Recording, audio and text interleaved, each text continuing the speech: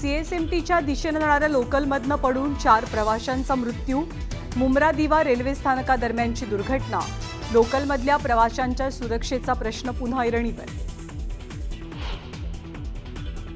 मुंब्रा दुर्घटनेतल्या मृतांच्या कुटुंबियांना सरकारकडून प्रत्येकी 5 लाखांची मदत.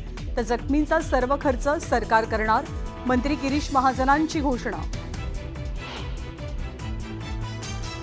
मुंब्रा इथल्या अपघातानंतर अधिकाऱ्यांकडून रेल्वे रुळांची पाहणी आणि मॅपिंग. प्रशासनाकडून 2 रुळांमधील अंतराचं मोजमाप. अपघाताचं कारण नेमकं काय याचा तपास सुरू. हा विषय रेल्वेपुरताच मर्यादित नाही, तर बाहेरून येणाऱ्या लोंढ्यांमुळे शहरांवरचा ताण वाढतोय. मुंब्रा रेल्वे अपघातानंतर राज ठाकरेंकडून संताप व्यक्त. मुंबई रेल्वेसाठी एक वेगळं महामंडळ हवं, राज ठाकरेंची मागणी. तर रेल्वे दुर्घटनेविरोधात उद्या मनसेचा धडक मोर्चा.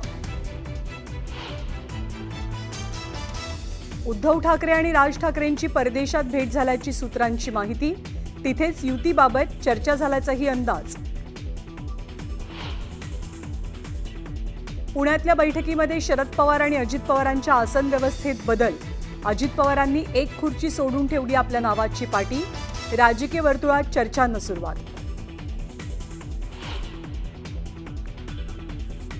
एवढं देखणं चिकणं एवढं आहे.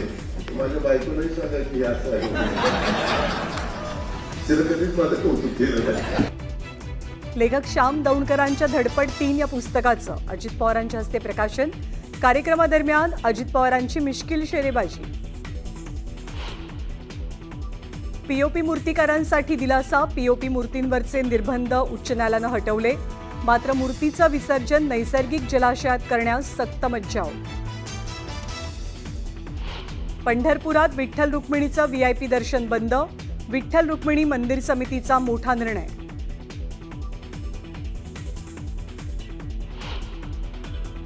आणि केरळच्या समुद्रात जहाजाला भीषण आग. 15 कंटेनर समुद्रात पडले, तर जहाजावरती 4 विदेशी नागरिक अडकले.